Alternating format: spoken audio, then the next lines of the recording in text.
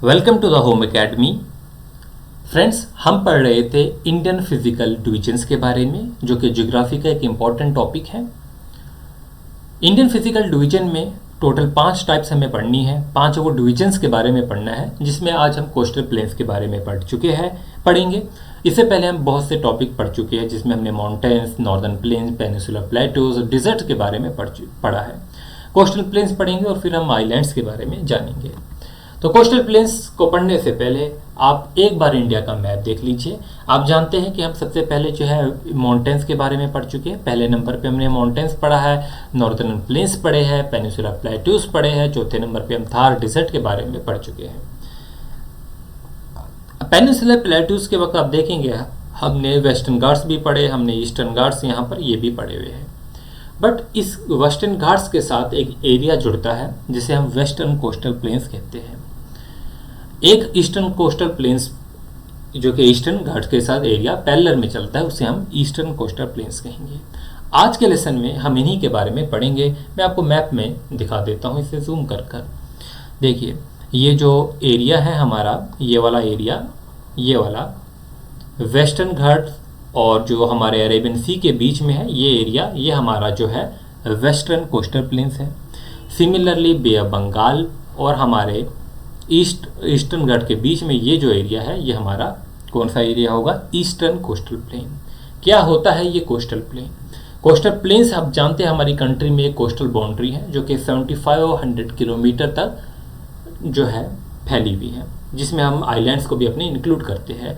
तकरीबन 13 स्टेटों से गुजरती है और यूनियन टेरिटरीज से जो है ये गुजरती है। कोस्टल प्लेन जो है इंडिया में रन करते हैं पैरेलल टू द अरेबियन सी के पैरेलल में चलते हैं और बे ऑफ बंगाल के पैरेलल में चलेंगे along the peninsular plateau. Peninsular plateaus के साथ साथ में जो है ये पैरेलल में चलेंगे। यहाँ पर फिगर में अच्छे से आपको दिखाया गया है कि हमारे यहाँ से रान ऑफ कच्छ से स्टार्ट होगा और फाइनली जो है वो यहाँ पर उड़ीसा बंगाल तक जो है जाएंगे। तो ये जो है हमारे यहाँ पर सारा जो है वो समुंदर होगा। पहला आपका गुजरात का एरिया जिसे काठियावाड़ कोस्ट कहेंगे, फिर आपका कर्नाटका का मैंगलोर कोस्ट और यहाँ पर गोवा का जो है वो कनकन कोस्ट जो है रहेगा। फिर केरला का मालाबार कोस्ट, तमिलनाडु का कोरोमंडल कोस्ट, आंध्रा का आंध्रा कोस्ट और उत्कल कोस्ट उड़ीसा वगैरह का। इन्हीं के बारे में आज के लेसन में पढ़ेंगे। एक बार मैं इसे जूम करके दिखा देता हूँ ताकि क्लियर हो जाए आपको। पेनिनसुलर प्लेटूज जो है वो हम पढ़ चुके थे। ये समझ लीजिए पेनिनसुलर प्लेट्यू है और इसके साथ में जो है वो क्या चलेगा? वेस्टर्न घाट्स जो है इसके साथ में रहेंगे। इसी वेस्टर्न घाट्स और यहाँ पर हमारे पास जो है वो अरेबियन सी है। तो इनके बीच में ये जो एरिया है एक काफ़ी प्लेन एरिया है। क्या है? प्लेन एरिया है, जो कि समंदर यानी कि कोस्ट पे लगता है इस एरिया। और ये कहीं 100 किलोमीटर है, कहीं 50 किलोमीटर है, तो ऐसे जो है वेरी भी करेगी इनकी विड्थ। तो इसी को हम बोलेंगे वेस्टर्न कोस्टल प्लेन, क्योंकि मैंने आपको वेस्ट का दिखाया। तो ये एरिया जो है जैसे कि मैंने दिखाया, गुजरात कोस्ट आता है, इसमें कोंकण कोस्ट आता है, मालाबार कोस्ट आता है और नीचे जो है कन्याकुमारी तक जो है ये टच होगा। तो कोस्टल प्लेन जो है इंडिया में they are located along the Arabian sea में भी होंगे और अरेबियन सी के साइड में भी होंगे और बे ऑफ बंगाल के साइड में भी होंगे।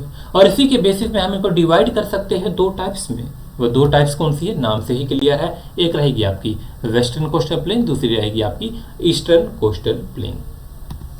ईस्टर्न कोस्टल प्लेन्स जो है इंडिया के, उनके बारे में हम पहले पढ़ेंगे। क्या है उनके लिए, क्या इंपॉर्टेंट पॉइंट्स है? पहली बात, east coast of India lies between the eastern Ghat and the bay of Bengal. इस बात को तो हम समझ गए कि ईस्ट कोस्ट जो है वो ईस्टर्न घाट्स, ये हमारा ईस्टर्न घाट्स है और जो हमारा बे ऑफ बंगाल यहाँ पर है, इनके बीच में जो है ये एरिया जो है वो क्या होगा? ईस्टर्न कोस्टल प्लेन होगा।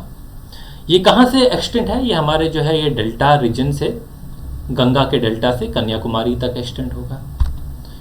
ईस्टर्न कोस्ट जो है ये रन करेगी किसके अलोंग? बे ऑफ बंगाल के अलोंग।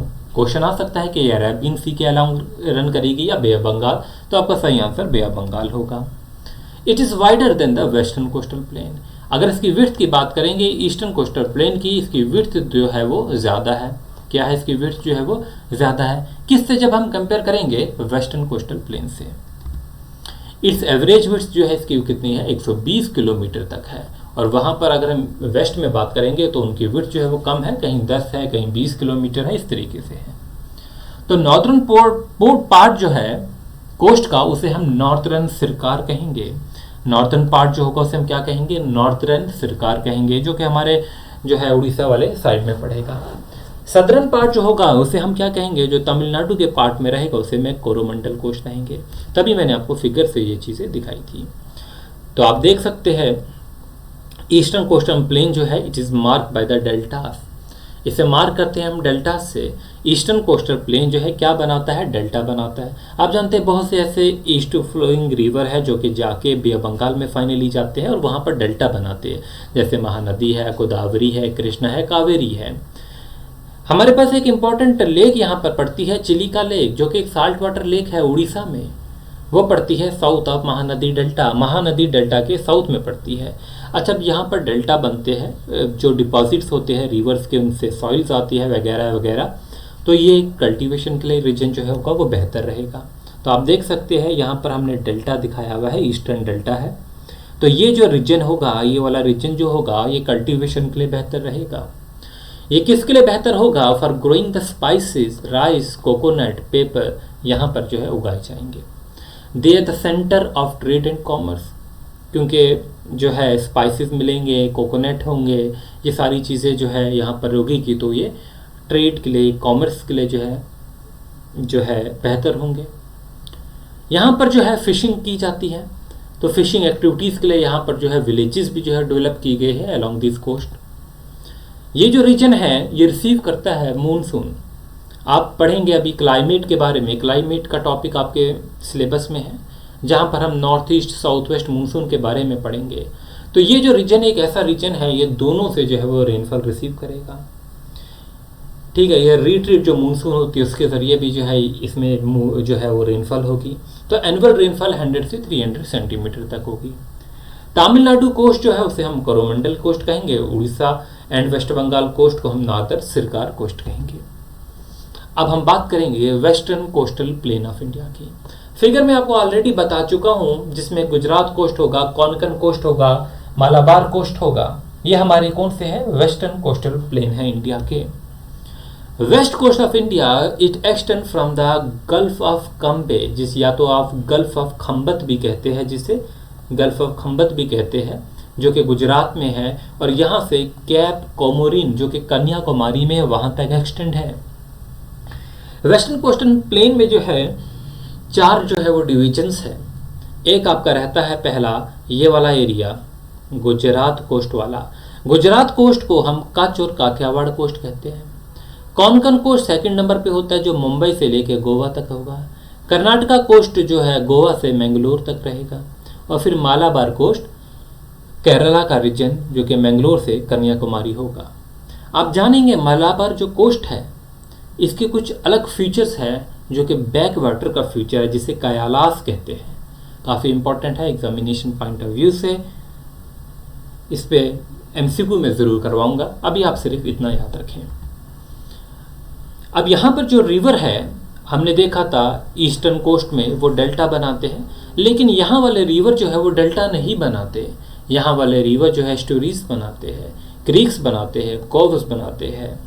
डेल्टा क्या होता है, डेल्टा वो वेटलैंड होती है that form as river empty, जब रिवर जो अपने को एम्प्टी कर देता है, अपने सेडिमेंट्स वहाँ पर डाल देता है। ठीक है, बाकी अपना पानी वगैरह जो होता है वो ओशंस में, लेक्स में, दूसरे रिवर्स में डाल देता है, तो एक डेल्टा बनता है।